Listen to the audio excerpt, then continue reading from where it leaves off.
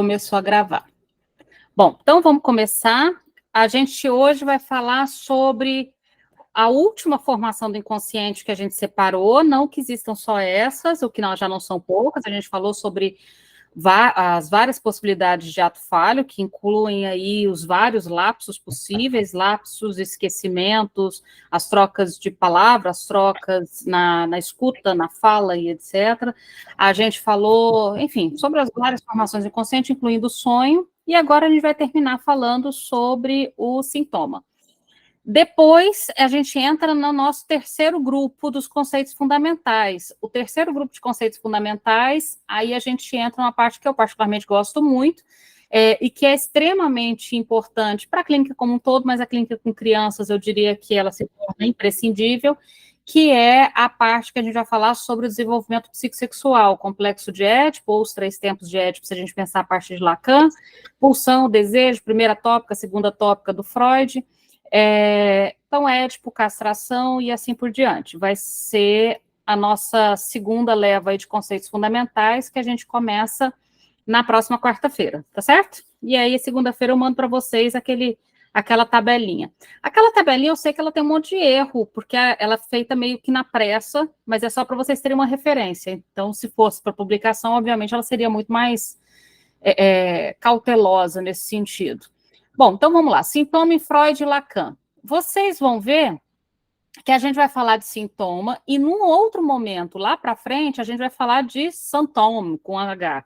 Hoje a gente vai falar de sintoma sem H. Vamos só fazer uma certa enunciação de que existe uma diferença entre sintoma sem H e symptôme, né, com H.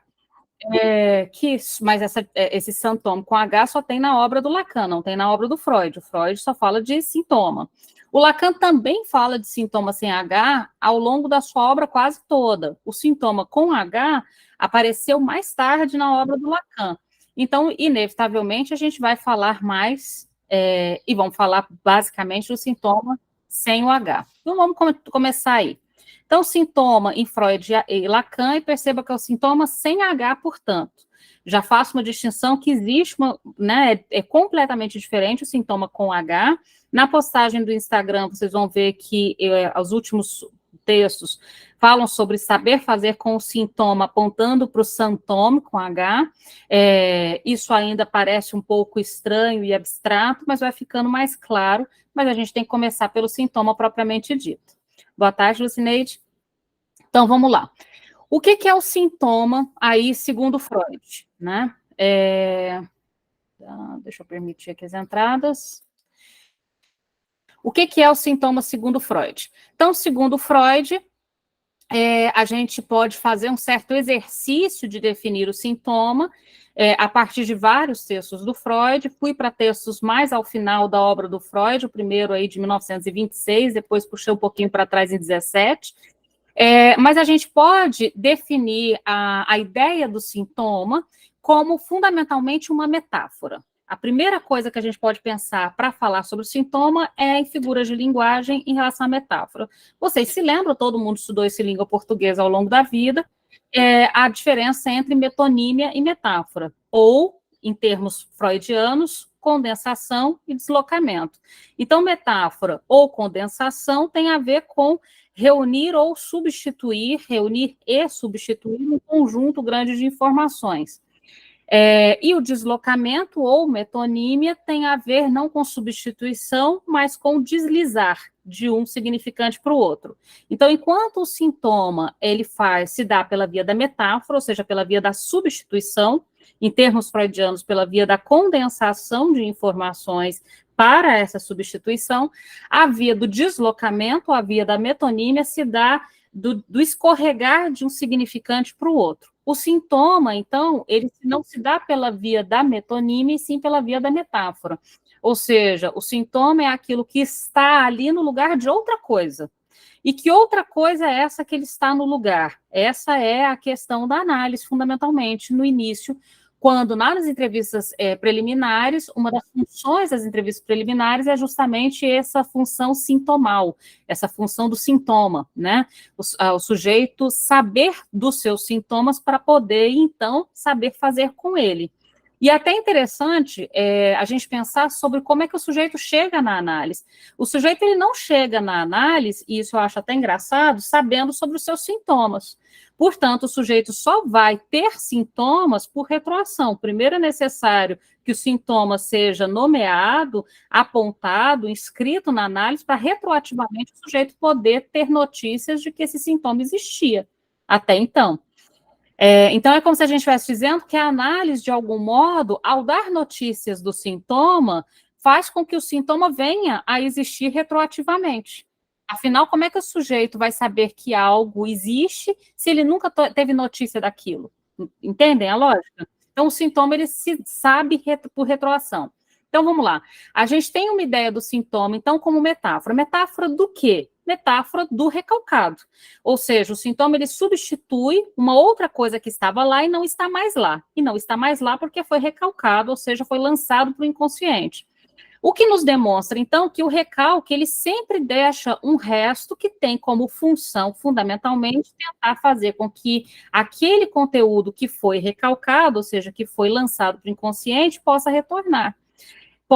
retornar nem que seja por uma pontinha. A metáfora que o Freud dá para a gente é a do iceberg, que eu acho uma metáfora bem legal.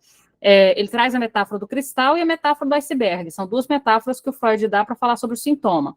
A do iceberg, no sentido de que a gente só tem notícia de um pedacinho muito pequeno do sintoma, mas esse pedaço pequeno nos dá notícia de um continente inteiro por debaixo d'água, e a metáfora do cristal de que o sintoma, ele não vai aparecer em qualquer lugar para qualquer pessoa, ele vai aparecer naquele ponto que já está mais fragilizado.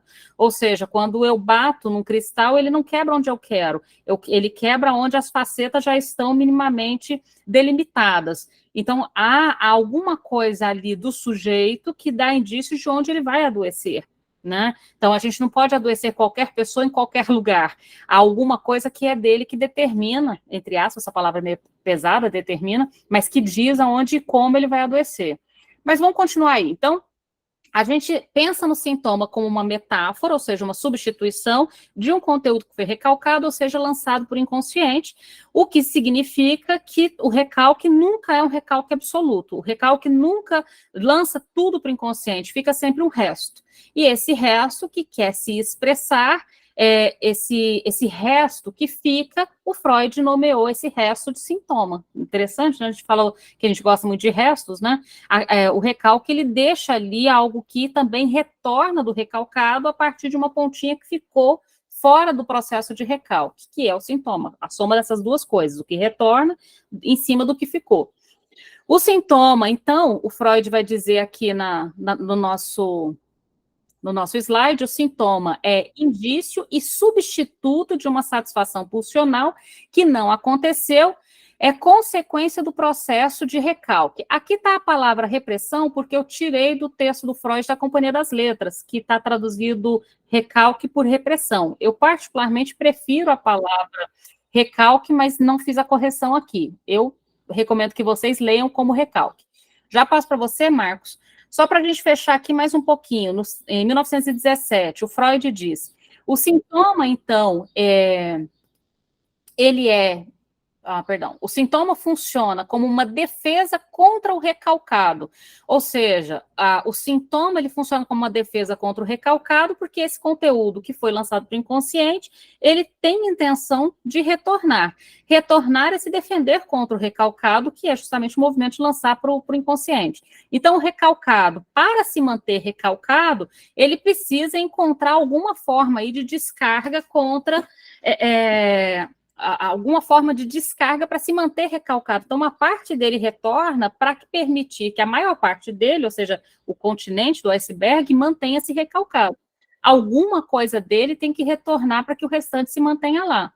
De outro modo, o recalcado, ele não conseguiria permanecer recalcado, e ao mesmo tempo em que o recalcado não pode ficar completamente recalcado, algo sai para que ele se mantenha guardado. Não sei se vocês entenderam, é bem interessante isso. Veja, se imagine uma panela de pressão, se todo o conteúdo que foi recalcado mantivesse-se recalcado, seria uma pressão insuportável. Então, alguma coisa tem que vazar. Por isso que eu pensei na panela de pressão, porque, por exemplo, a pressão, para ela suportar, ela tem que vazar um pouquinho de ar e fica fazendo aquele barulho. Então, há alguma coisa que se libera do conteúdo recalcado para garantir que o restante possa permanecer recalcado. Então, de algum modo, o sintoma é aquilo que dá notícias do recalque, mas também que garante que o conteúdo recalcado permaneça recalcado. Eu acho isso muito interessante, é algo que sai para garantir que não saia tudo, que permaneça uma parte lá guardada. Marcos? Oi, boa noite. Boa noite. Só para fazer a seguinte colocação. Então, esse sintoma é a soma de algo que fica com aquilo que é o retorno do recalcado, podemos dizer isso? Ou esse que fica é o retorno do recalcado? As duas coisas. As duas coisas. A soma de uma pontinha que ficou com algo que retorna. Porque, veja, a gente parte do pressuposto de que quando acontece o recalque ele não é poderoso o suficiente, potente o suficiente para recalcar absolutamente tudo. Fica sempre alguma coisa, uma sombra, um resto, uma fratura, um cisco que seja. E esse cisco, ele se enlaça com algo que retorna. Então, seria a soma do restinho que fica com aquilo que retorna. Perfeito. Perfeito? Bom, e aí, continuando. Ainda sobre, então, o que é sintoma segundo Freud? Lemos aqui essa definição de 26, essa definição de 1917, e aqui uma terceira. O eu se comporta como se fosse guiado por essa consideração. O sintoma já está presente e não pode ser eliminado. Agora é necessário haver-se com essa situação e dela tirar a melhor vantagem possível. Essa melhor vantagem possível, a gente pode pensá-la em duas circunstâncias. Tá? Uma, em relação ao motivo pelo qual o sujeito resiste bravamente no processo de análise, e outra, a gente pode pensar naquilo que o Lacan propõe lá na frente, quando a gente for falar de sintoma com H, sobre o final da análise propriamente dito. Vamos pensar sobre a primeira possibilidade, que é a mais simples e que está lá no Freud. Então, veja. O eu se comporta como fosse guiado por essa consideração. O sintoma já está presente, não pode ser eliminado. Então, é possível, na análise, eliminar todo o sintoma? Não. É possível perder uma parte dele. É possível que o sujeito abra mão de uma parte do sintoma ao longo da análise, mas jamais eliminar todo o sintoma. Se não é possível eliminar todo o sintoma, é necessário, portanto, tirar alguma vantagem, algum proveito disso. Isso é bem legal, né? Tirar algum proveito disso, tirar a melhor vantagem possível. Isso pode ser feito ao longo do processo da análise, mas isso já está sendo feito inconscientemente pelo sujeito ao longo da sua vida. Como é que a gente tem notícias disso? Pelo ganho primário e ganho secundário. Então, veja, a gente fala de ganho secundário, todo mundo já ouviu falar, mas se a gente fala de secundário é porque tem um primário, né? Obviamente.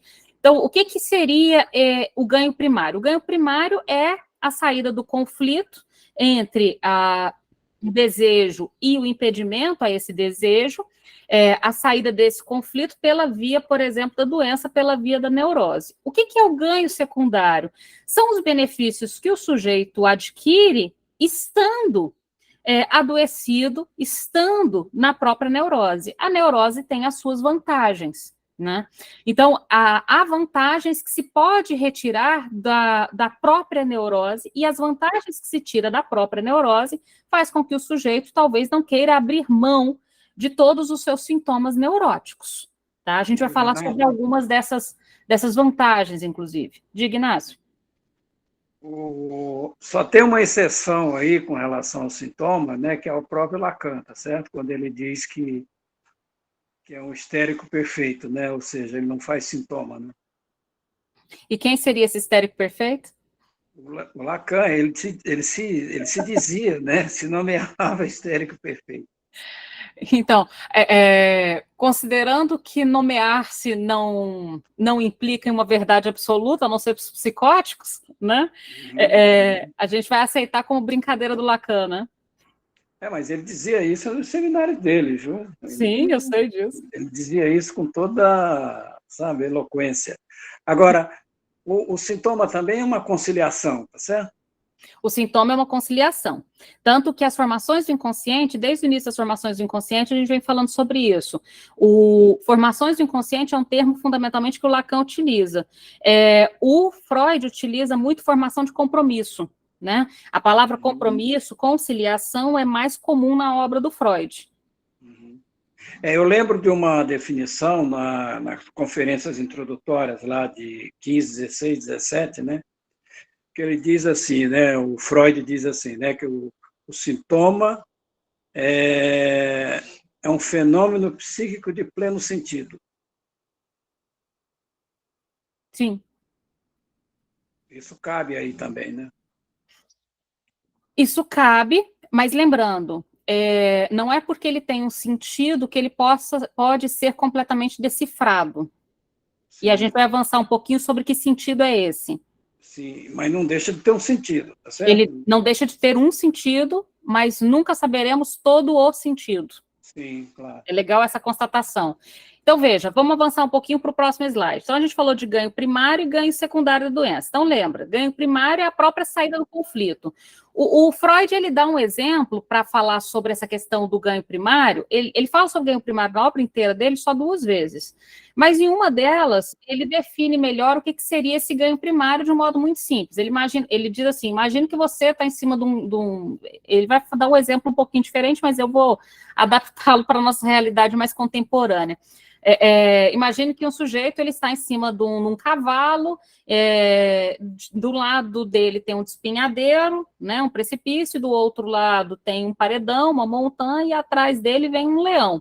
Então, ele tem 2 opções, ou ser devorado pelo leão ou cair no precipício. Ele pensa e decide lançar-se ao precipício para salvar de ser devorado pelo leão. Ele diz, esse saltar-se no precipício seria a saída pela via da neurose, ou seja, para evitar o sofrimento de ser devorado pelo leão, ele escolhe um outro sofrimento, que é cair no precipício. O que ele está dizendo é que não é um compromisso, a saída pela doença não é um compromisso que, de fato, ao tentar sanar um conflito, te retira completamente do sofrimento. Você sana um conflito por uma via e cai num sofrimento por outra via. E aí, fechando sobre o ganho secundário, que vocês conhecem melhor ainda, que são os benefícios do próprio adoecimento. Então, o sujeito, ao estar adoecido, ele adquire deste adoecimento, dos seus sintomas, só sofrimento? Em parte sofrimento, mas há alguma satisfação que acompanha, mesmo que de um modo mais escamoteado, escondido, não reconhecido facilmente, alguma satisfação que advém desse mesmo sofrimento, desse mesmo lugar de onde se sofre. Carol? Renato, eu queria saber se tem algum tipo de ganho secundário na psicose. No final das contas, quando o Freud ele fala do ganho secundário, ele vai falar sobretudo na neurose.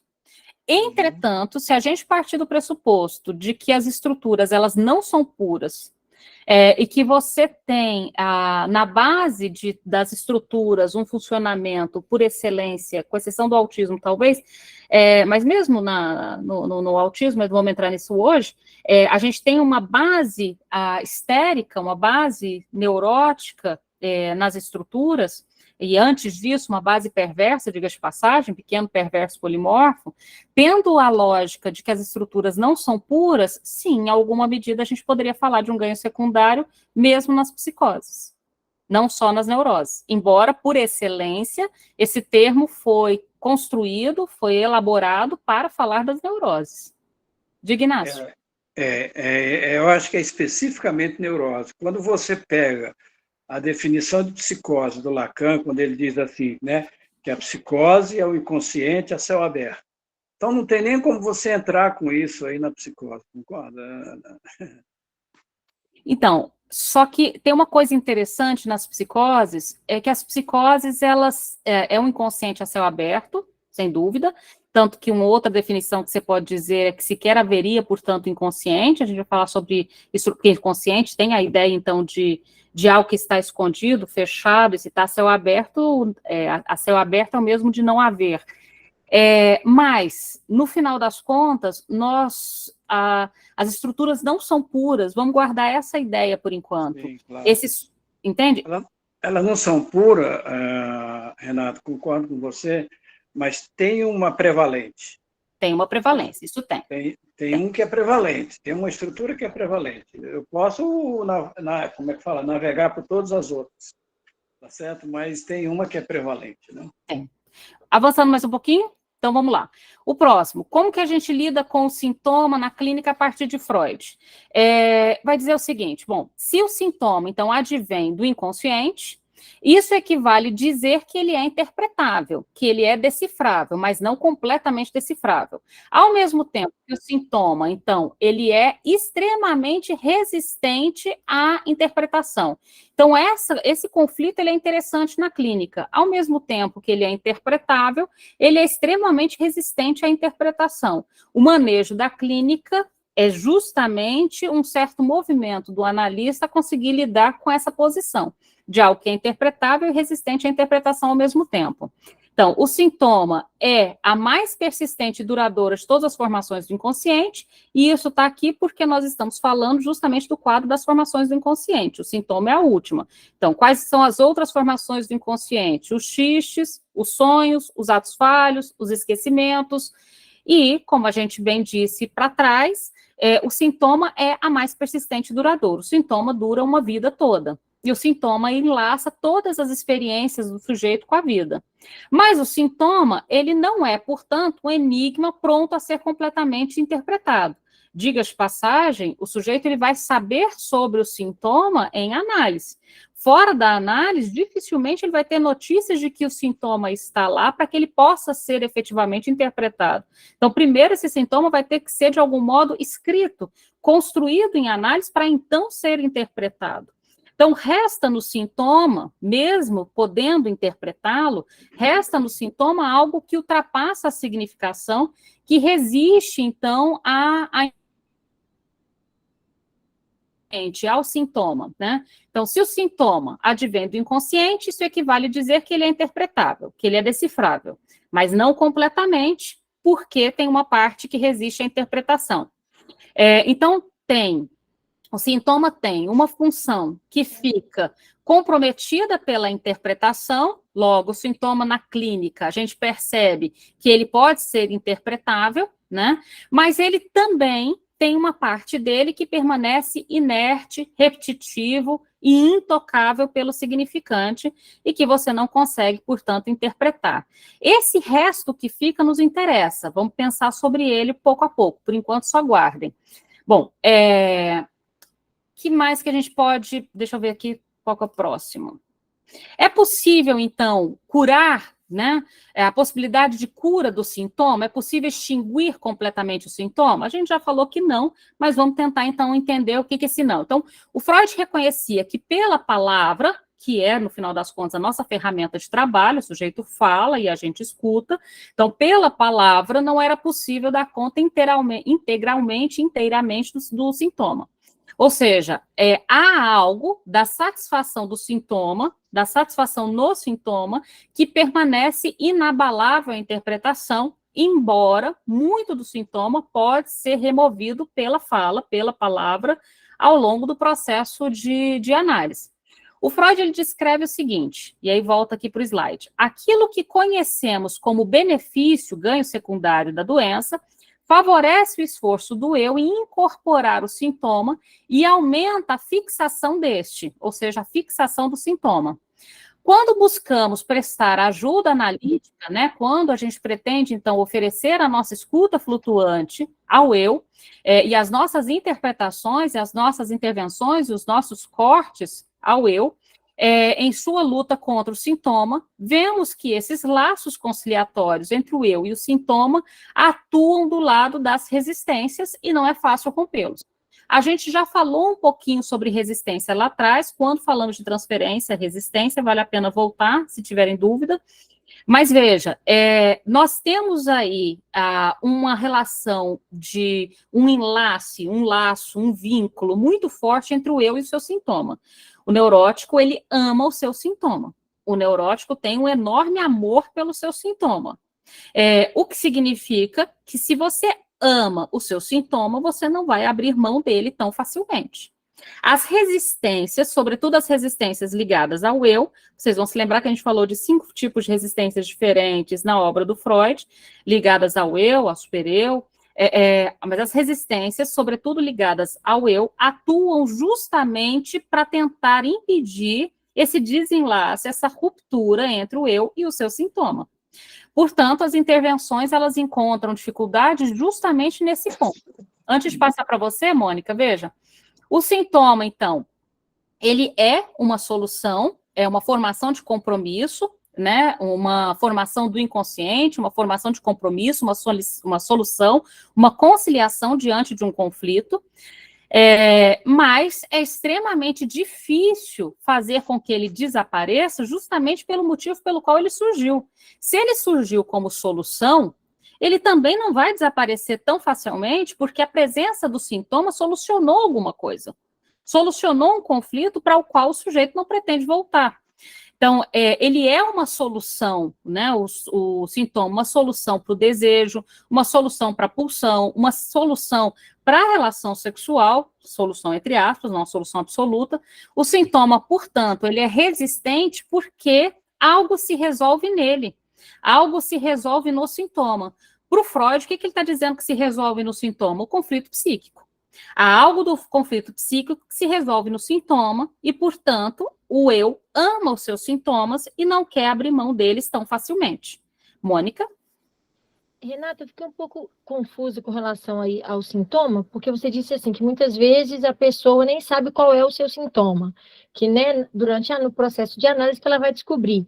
Mas eu fiquei um pouco confusa, por exemplo, né, pensando aqui nas histéricas de Freud, né, as conversões. Aquilo ali é um sintoma? Uma perna paralisada é um sintoma? E esse é o que, na verdade, leva a pessoa à análise. Então, qual que é a diferença desse sintoma que eu não sei dele e esse sintoma que me leva para a análise, assim? Mônica, sua pergunta é boa, porque até, eu nem sei se eu coloquei isso nos slides, mas bom você ter colocado isso. O sintoma no senso comum, ele faz referência, sobretudo, a sintomas no corpo. Os sintomas psicossomáticos, né? A dor de cabeça que não passa, a psoríase, uma alergia e assim por diante, uma dor na perna, né? O sintoma no senso comum faz referência, sobretudo, aos sintomas psicossomáticos. O sintoma psicossomático é uma das formas de manifestação do sintoma, mas certamente ele não é sinônimo de sintoma. Os 2 sintomas mais comuns que nós temos como manifestações dos sintomas são sintomas no corpo e os sintomas no pensamento. Por exemplo, os sintomas obsessivos, né? Mas dizer que o sintoma no corpo representa o sintoma para a psicanálise não são equivalentes. A gente pode dizer que um está dentro do outro, digamos assim. Os sintomas de pensamento e os sintomas de corpo fazem parte desse agrupamento maior que é o sintoma. O sintoma físico, esse sujeito tem consciência dele, afinal ele sofre dele e normalmente é por ele que o sujeito vai procurar tratamento. Outros sintomas, como por exemplo, o medo, a preocupação, o ciúme, as dificuldades de relacionamento, um pensamento que não cessa, né? A sensação que você vai morrer, são sintomas de pensamento ou de corpo que te levam à análise. Mas imagine que esses sintomas são a pontinha do iceberg. O sintoma como um todo, ele é maior do que esse, tanto que esse sintoma, ele se desloca. Tanto que esse sintoma físico desloca do dedão para o pé, do pé para o joelho, do joelho para a cabeça. Ele vai deslocando, entende? Ele desloca justamente porque ele é um pedaço do sintoma e não o sintoma como um todo. E aí, só para completar, então, eu posso dizer assim que, em última instância, quando você fala, né, nessa solução de compromisso entre o id e o supereu, ou superego, eu posso dizer que o eu, na verdade, é um próprio sintoma, né? O eu que se apresenta aí, o ego, sei lá qual que é a palavra melhor, seria essa própria solução, porque é, né, essa briga entre essas duas instâncias, não sei se falo dessa forma. Então, não existe eu sem sintoma. Isso é legal, né? Ou seja, se eu tentasse curar, por exemplo, não existe a neurose é um produto da cultura. A gente está falando de sintoma, sintoma aponta para neurose. Se a gente estivesse falando de delírio, a gente estaria falando mais apontando para psicose e assim por diante, né? Então, quando a gente está falando de sintoma, a gente está apontando sobretudo para neurose.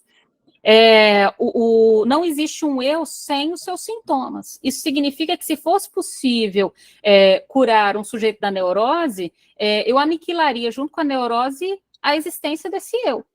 Né? Então, nunca vai haver, portanto, a possibilidade de curar o sujeito do sintoma, porque não há possibilidade de curar o sujeito da neurose, porque nem o sintoma nem a neurose são doenças a serem curadas. Então, no final das contas, essa solução de compromisso para o eu, para o desejo do eu. Né? Então, sim. Ribamar? O sintoma camuflado seria aquele famoso dizer, por exemplo, um exemplo, assim, o famoso dedo podre. O dedo podre de escolher Isso, pessoas, é assim? aquele sintoma que o sujeito não sabe que é ele, você bota a desculpa no outro. Tu arranja o fulano que não presta. O dedo podre é a repetição. A gente poderia, em termos psicanalíticos, a gente apontaria para a repetição, né? Por exemplo, uma pessoa que namora com A, B, C e D, e A, B, C e D tem características em comum, mas eles são 4 pessoas diferentes. O que se repete nisso? A escolha dessas pessoas, ou seja, quem escolhe repete nos seus objetos algo seu que aparece nisso que se repete nas suas escolhas. Então, o dedo podre apontaria para algo da ordem da repetição. O sintoma, ele aparece camuflado, mas a segunda parte da sua pergunta, acho que aponta bem para o que é essa camuflagem. Por exemplo, para eu não dar conta de que isso é meu, eu aponto isso nos outros. Então, não sou eu, é o outro. Seu famoso não querer saber? Também. Então, ele aparece camuflado nesses sentidos. Olha, obrigado. Maricela, você perguntou algo da infância. Oi, prof, boa noite. Não, eu só completei o que ele falou do repetir, né? Geralmente é algo da infância que é como referência. Repete, repete, porque aquilo é algo familiar. Eu conheço esse comportamento, mesmo que é um comportamento ruim. Então, se repete na busca daquilo que teve na infância. Eu só completei o que ele falou, prof. Desculpa. Não, tá ótimo. Não, tá ótimo. Davi? Boa noite, Renata. Boa noite, pessoal. Eu estava pensando uma perspectiva no sentido de que, por exemplo, a conversão, o dedo podre, a pessoa que se atrasa demais, tudo isso seria uma perspectiva de um sintoma, né? Mas quando a gente pensa, por exemplo, a depressão, isso seria um sintoma, a depressão em si? A gente pode pensar como um sintoma ou seria a manifestação através da fala daquele sujeito que a gente poderia captar ali os sintomas, né? Desse estado, digamos assim. Fazendo uma diferenciação também aí entre depressão e melancolia, né? A gente pensando porque a melancolia a gente já vai para outra esfera, mas a depressão como um entristecimento grave, um entristecimento constante, contínuo, crônico, sim, ele pode ser um sintoma, tanto que você interpreta. Aquilo que você interpreta aponta para um sintoma. E você percebe que você interpreta? Por exemplo, a depressão, Sim. você pergunta, há quanto tempo, em que circunstâncias, como começou, quando... Ou seja, você vai procurando elementos para interpretar. Por que você procura elementos para interpretar? Porque você supõe que a depressão fala de alguma outra coisa. Percebe? Entendi, perfeito. Deixa eu ver aqui o negócio. Ele não está passando aqui para frente, deixa eu abrir aqui de novo. Deixa eu só abrir aqui de novo o Canvas, porque ele parou de passar aqui para frente para mim. Por algum motivo.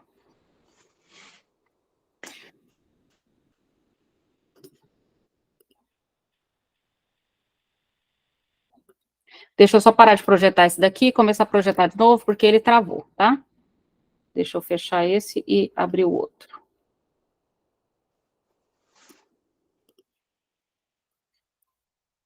Pronto, apresentar. E aí vamos continuar.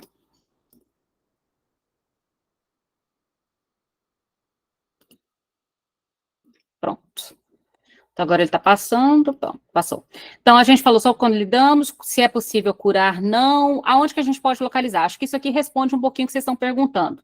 Então, veja, os sintomas, eles correspondem a diversos significados simultaneamente, e eles também podem expressar diversos significados sucessivamente, ou seja, é até interessante pensar nisso, o sujeito, ele traz um sintoma, e quando você pergunta sobre ele hoje, ele diz algo sobre esse sintoma, amanhã ele vai dizer outra coisa, e depois de amanhã ele vai dizer outra coisa.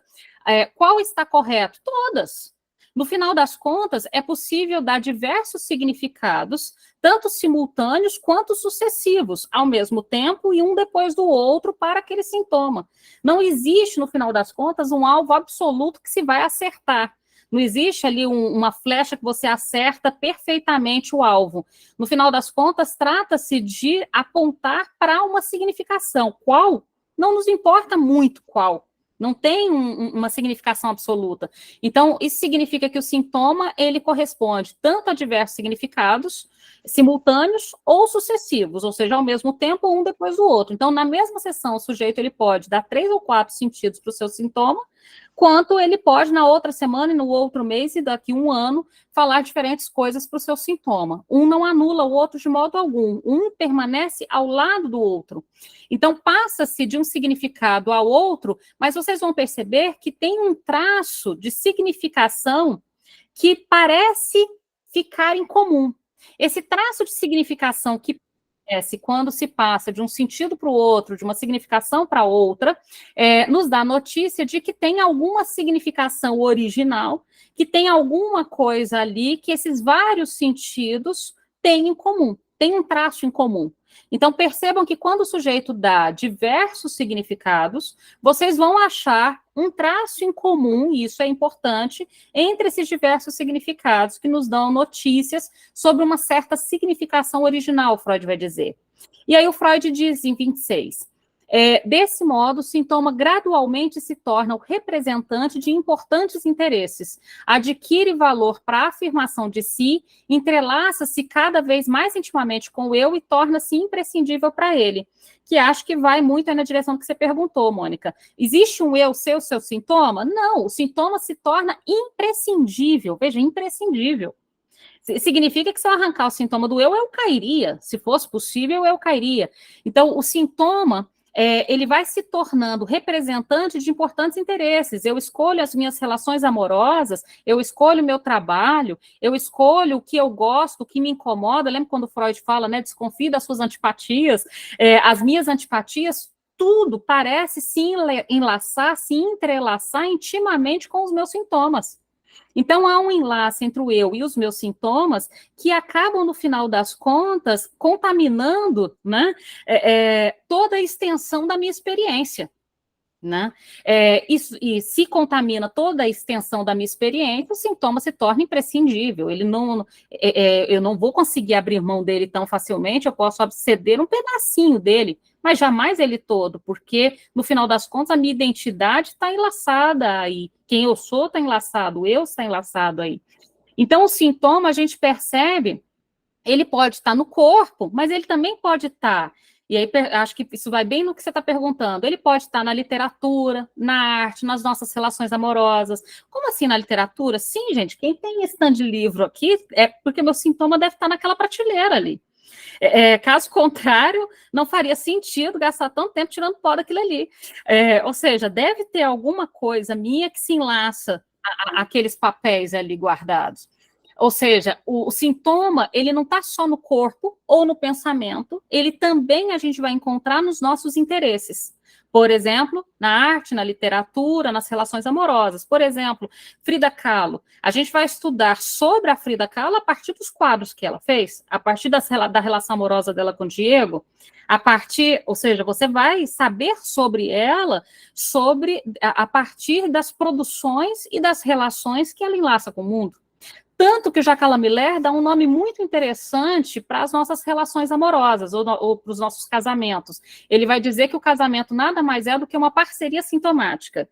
Né, pensem quando vocês forem fazer os votos aí, quem não casou ainda, ou quem pretende algum dia, quem sabe, cometer esse ato de loucura e se casar, imagina você dizendo, né, no seu discurso, né, me comprometo a essa parceria sintomática, né, ou seja, e quem que é o companheiro? Quem que é o teu namorado, teu marido, tua esposa, tua namorada?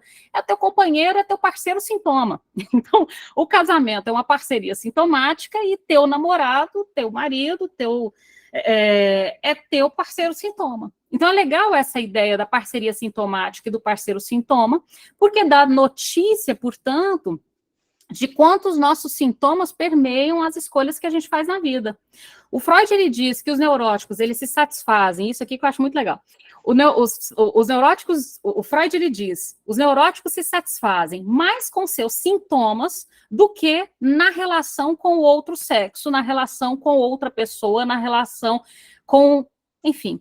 Essa ideia, veja que legal, veja, ó, vamos voltar nesse ponto. O Freud, ele diz, os neuróticos se satisfazem mais com seus sintomas do que na relação com um outrinho, com uma outra pessoa.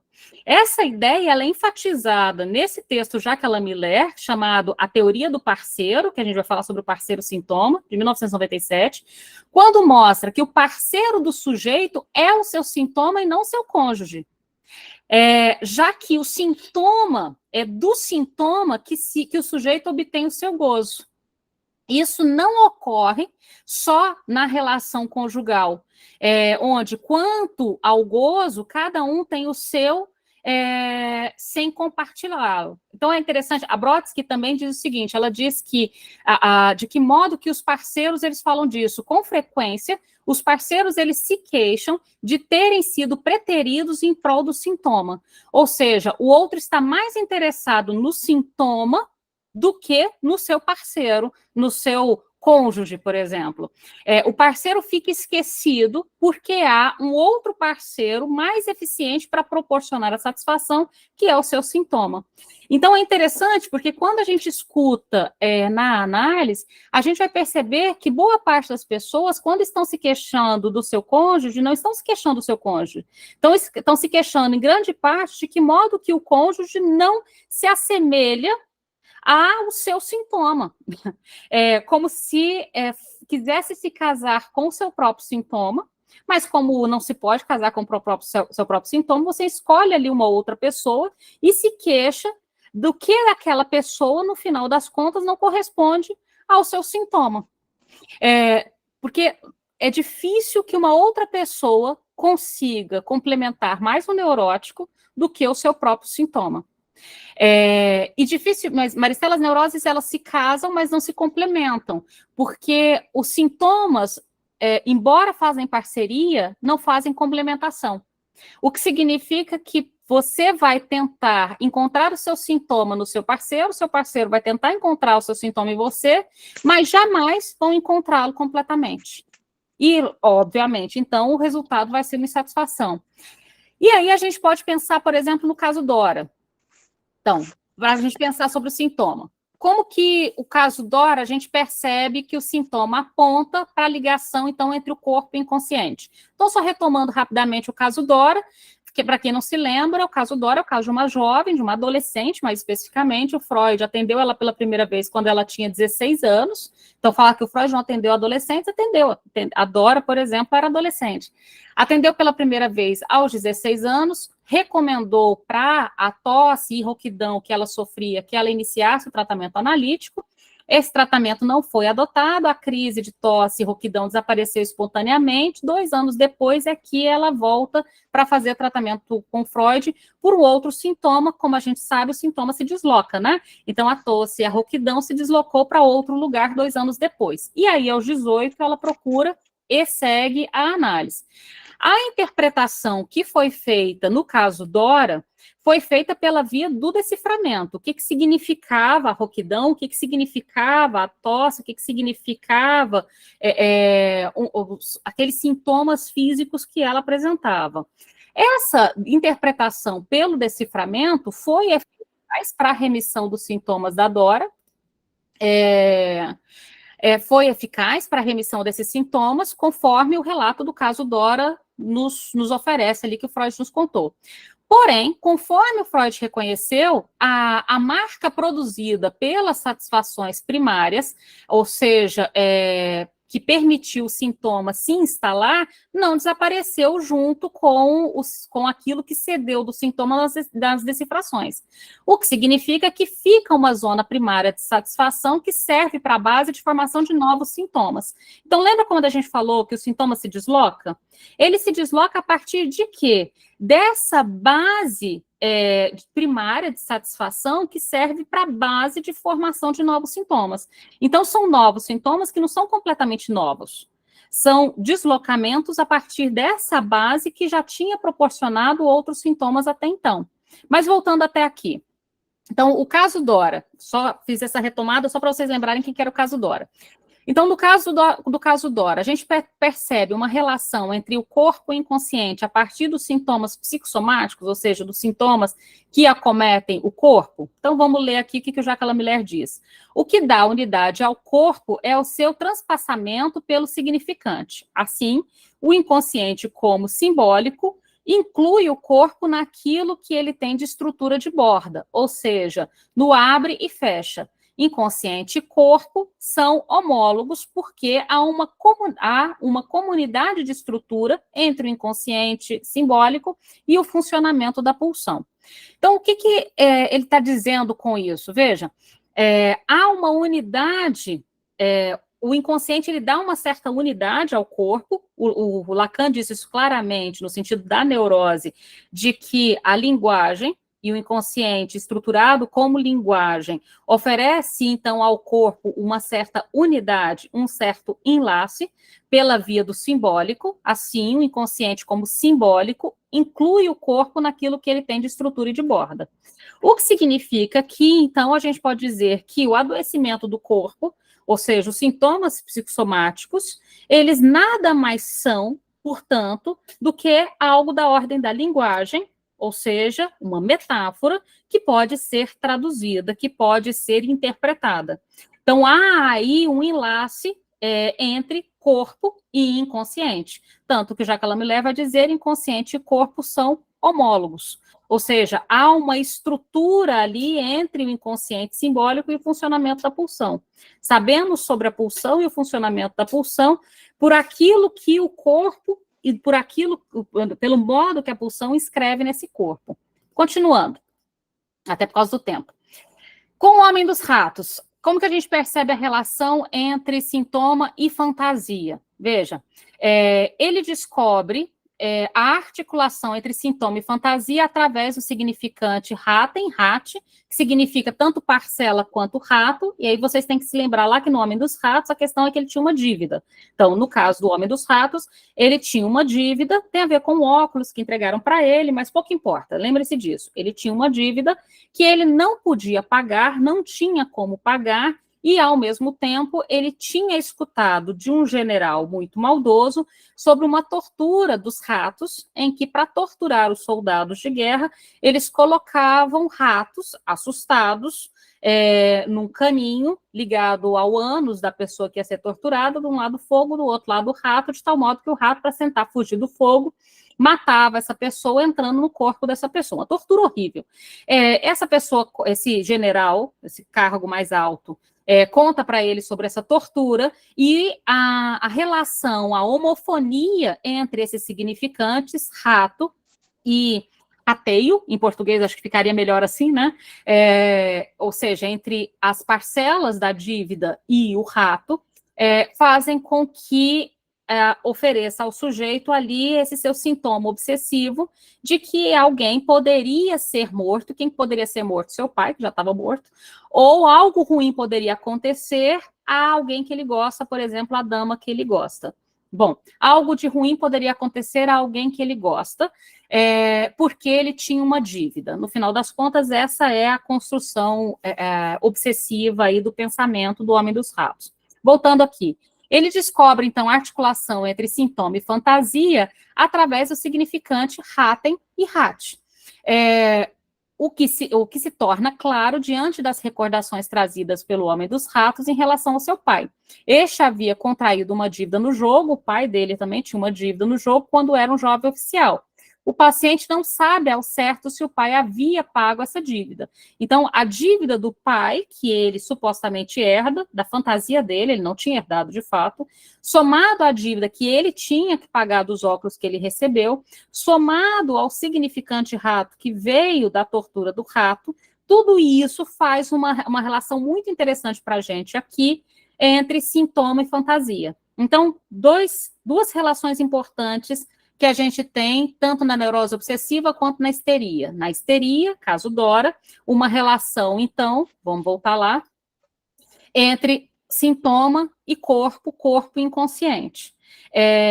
Corpo inconsciente, fundamentalmente. E no caso do homem dos ratos, a relação entre sintoma e fantasia. Então, tanto na neurose obsessiva quanto na histeria, a gente tem o sintoma que aparece tanto no corpo quanto no pensamento, por a sua relação com o inconsciente, com a fantasia. Bom, para a gente poder fechar, deixa eu só ver aqui. Bom, vamos fechar aqui. O que é o sintoma, então, para Lacan? Então, duas concepções do sintoma em Lacan. Primeiro, fruto do primeiro período do seu ensino, o primeiro período do seu ensino são seminários 1, 2, 3, 4, 5, aquela primeira parte. Então, fruto do primeiro período do seu ensino, o sintoma, então, aparece como mensagem. O sintoma como sentido e gozo. Então, primeiro como sentido, depois como sentido e gozo. Então, o sintoma é, portanto, uma mensagem transmitida através da transferência e que pode ser dissolvido, mas nunca completamente, a gente já falou sobre isso, através da fala. Como assim pode ser transmitido através da transferência? É a relação transferencial que se estabelece em análise que permite com que o sujeito encontre no que ele diz os seus sintomas. Os sintomas que já estão ali perturbando o sujeito não estão ainda nomeados, inscritos. Ou seja, não há um texto claro sobre esse sintoma. Essa mensagem que é transmitida através da transferência ao analista numa situação de análise permite que o texto do sintoma seja escrito. Então, o sintoma que estava ali apresentado nas suas formas menores, por exemplo, no sintoma psicossomático, uma dor de cabeça, uma dor de barriga, no pensamento obsessivo e assim por diante, é possível escrever um texto sobre o sintoma e não sobre as suas pequenas manifestações, através da transferência. E uma vez que esse texto é escrito, o sintoma pode ser, então, decifrado e, portanto, dissolvido através da fala. Mas lembrando, nunca totalmente decifrado, nunca totalmente dissolvido, certo? Então, decifrado, dissolvido é uma intenção, não algo que se conclui ou que se faz completamente. O sintoma, ele pode ser decifrado porque possui um sentido, né? O sintoma aqui é o significante de um significado recalcado da consciência do sujeito. Lacan vai dizer nos seus seminários mais iniciais. Isso implica haver no sintoma um sentido aprisionado e a interpretação deverá libertar. Então, a gente vai criar o sentido a partir do momento em que se cria um texto para o sintoma, se constrói um certo sentido que se localiza retroativamente como aprisionado. E a interpretação poderá libertar esse sintoma, esse sentido que estava ali aprisionado naquele sintoma. Então, o que o Lacan vai dizer nos seus seminários iniciais é que o sintoma pode ser decifrado porque ele porta um sentido, né? Então, essa é a lógica dele nos seus primeiros textos. Então, veja, qual que é o único meio pelo qual se pode fazer isso? Só tem um meio, pela fala, a fala do paciente.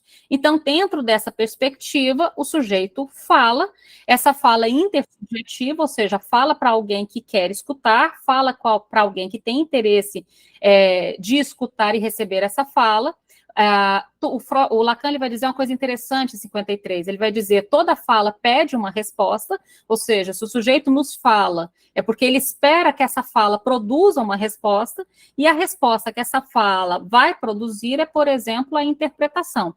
Então, nesse sentido, o sintoma é uma mensagem transmitida, como a gente disse, através da transferência, que porta, então, um desejo de obter uma certa resposta, e essa resposta retorna como interpretação, possibilitando a libertar um certo sentido que aparentemente estava lá por retroação. David? Renata, essa questão retornando um pouco sobre os ganhos secundários, teria uma ligação com a questão do sintoma como sentido e gozo? Teria essa ligação com gozo? Tem a relação de sentido e gozo está sobretudo nos textos mais intermediários do Lacan. Então, nos primeiros textos, ele fala mais sobre a questão do sentido.